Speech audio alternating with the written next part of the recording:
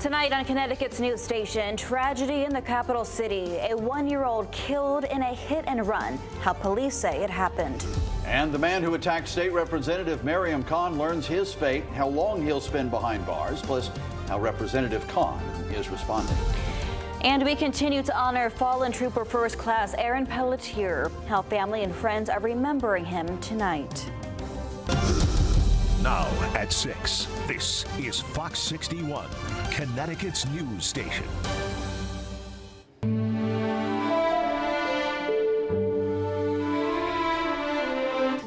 Good evening and thanks for joining us for the Fox 61 News at 6. I'm Brent Hart. And I'm Bridget Bjorlo. Members of the law enforcement community coming together tonight to honor Trooper First Class Aaron Pelletier. This follows a private wake for family and friends earlier today. Fox 61's Jake Garcia is live in Southington now with the turnout from the men and women in law enforcement. Jake?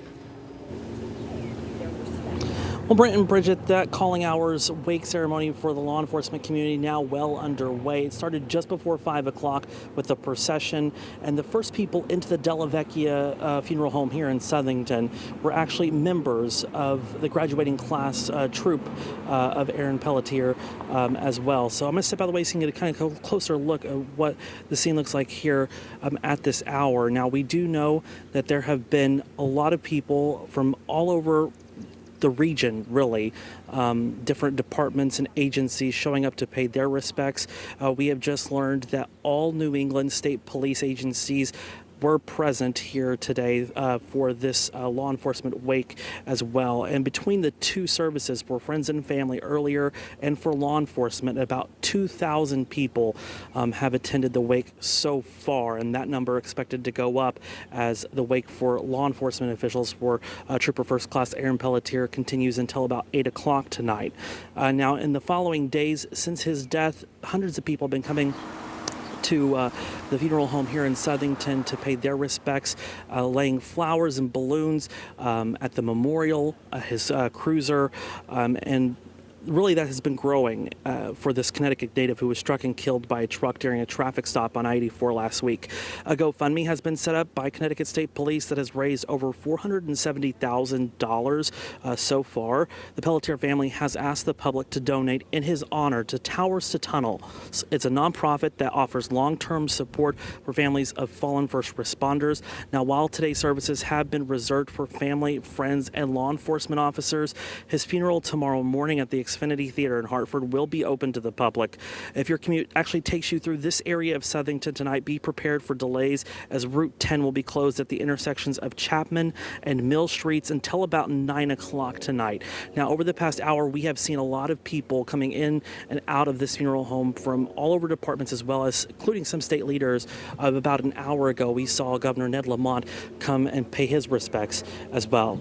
Reporting live in Southington, Jake Garcia, Fox 61, Connecticut's news station. All right, Jake, thank you. That's a big turnout for that fallen trooper. Tomorrow, we'll be honoring the memory of the Trooper First Class, Aaron Pelletier, with a special Fox 61 report. We'll be showing his funeral starting at 11 in the morning on air on Fox 61 Plus and on our website, fox61.com. We continue to follow developing news tonight as investigators are still searching for a suspect who allegedly hit and killed a Hartford toddler. Now, the little girl was just identified as Camila Elizabeth Ramirez Carcamo. Fox 61's Matt Caron is at Hartford Police Headquarters now with the details of this tragic story. Well, any parent out there knows just how quickly you can lose sight of your kids. And last night, it took just seconds for tragedy to strike as a little girl darted out into traffic. This is horrible. It shouldn't have ever happened. Tragedy in the blink of an eye. From what I saw, it happened very quickly. 11 p.m. Monday at the Top Cat Super Laundromat on New Britain Ave in Hartford. A 19-month-old little girl in the laundromat with her parents wandered off and suddenly darted into the middle of the road. Sorry, my emotions are everywhere. The girl, later identified as Camila Elizabeth Ramirez Carcamo, was hit and killed by a driver who refused to stop. To hit the baby and then not even to think about to stop to make sure the baby's okay or something like that, just to keep going, is wild. Investigators used surveillance video from the laundromat to quickly get a description of the vehicle. This 2013 black BMW was found hours later at a McDonald's in New Haven. Police say they've identified a suspect and seized the car, but no arrests have been made. I can't imagine not knowing that you hit something. Hartford mother and grandmother Rosa Rivera told Fox 61 drivers speed down New Britain Ave without much thought. I always tell my daughter, this traffic, it's too much. People drive through here without no consideration that there could be kids around here. The Connecticut Department of Children and Families did confirm they are also investigating the circumstances of the tragedy and additionally are, quote, offering trauma-informed supports to the family. People in that neighborhood told me that usually those laundromat doors are locked or at least closed at night, but for whatever reason, this door was open. Workers in the laundromat declined to speak with Fox 61. Reporting in Hartford outside police headquarters, Matt Caron, Fox 61, Connecticut's news station.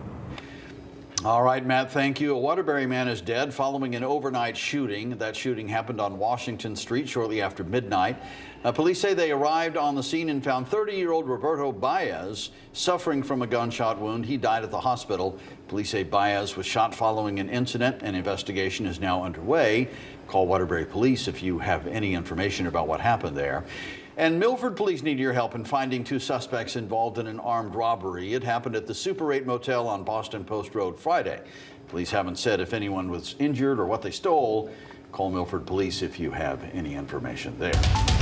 Turning now to your forecast. Hopefully you got a chance to get outside. If you were off, maybe a dip in the pool would be nice. It was really a beautiful day. I mentioned last hour that it felt cool this morning, and Chief Meteorologist Rachel Frank joining us. Rachel, you say that was the lack of humidity I was feeling there. Absolutely. It makes such a big difference at night and in the morning when you're in the shade in particular. And that'll be the case again tonight. But our luck with low humidity is running out. As we head through the course of the day tomorrow, you're going to feel it hour by hour, a little bit more than the hour before. 76 in Hartford, 72 for the New Haven area. I should say we get one more full dry day, though, before showers and storms return on Thursday. Right now, 81 degrees for Windsor Lock, 72 for the New Haven area. It sure is cooler than it was at this time yesterday by about 5 to 10 degrees, but still warm for this time of year. Satellite and radar showing there are some pop-up showers here across Litchfield County. That's where they stay. Most of us are dry as we head through the evening tonight,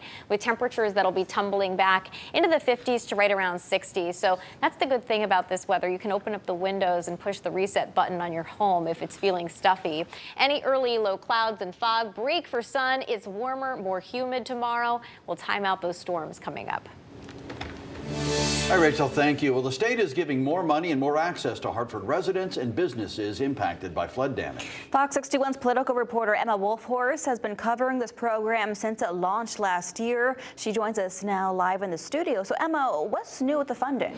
Well, Bridget, Brent, the state is now expanding the Hartford Flood Compensation Program. When it began, complaints rolled in from owners of Hartford businesses exempt from the funding because they didn't live in the capital city, but soon that will change.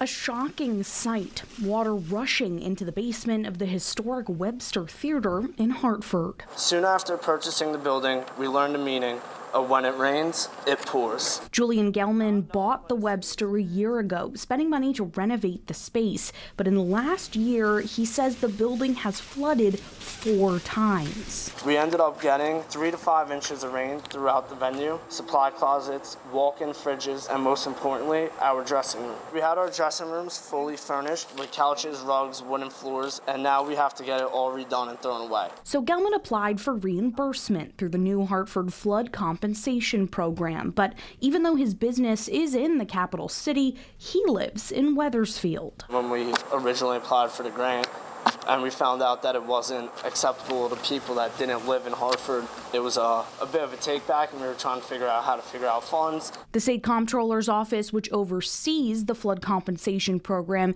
is expanding eligibility to include people who do not reside in Hartford but own business or property in the city. We are capping business grants at $50,000. That'll be the maximum you can get. That was an agreed upon number. We want to make sure that there's enough money for everybody to go around. Since the program launched September 2023, 382 applications have been approved and $4.7 million has gone out. The fund initially received $5 million from the state, but in the past legislative session, lawmakers allocated another $4 million. This new money is effective July 1st and will be available for anybody already in the queue and new applicants. We wanted to make sure that this program works for the residents of Hartford so that they live and work and thrive in a healthy community. The state is also giving approved applicants a new way to get their reimbursement. They can now choose to have the state directly pay the contractor or vendor who fixes the damage. The comptroller's office says this will eliminate any tax concerns for those recipients. For more information on applying for this funding, you can visit our website at fox61.com. Bridget, Brent. All right, Emma, thank you. Well, Governor Ned Lamont held a signing ceremony for 2 new laws today to improve quality of life for residents in Connecticut nursing homes.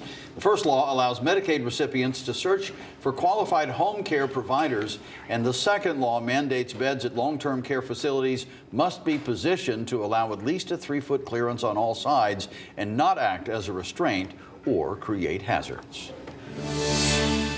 The New Britain man who admitted to attacking State Representative Mariam Khan after a Muslim prayer service last summer has learned his fate.